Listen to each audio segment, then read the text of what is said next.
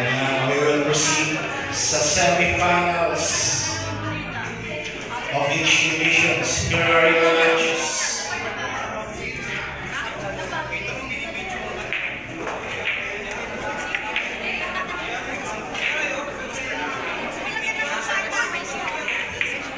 Versus Christine Jessico.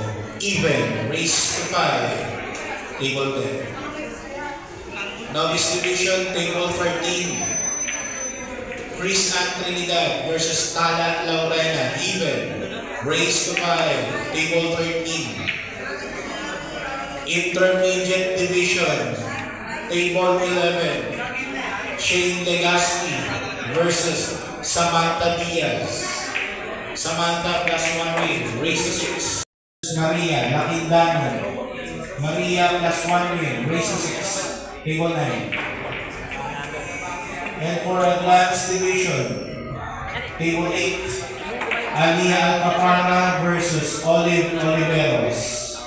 Olive plus 1 win, race to 7. Table 8. Advanced division, table 12. Kyla Herrera versus Cherise Santos. Cherise plus 1 win, race to 7, table 12.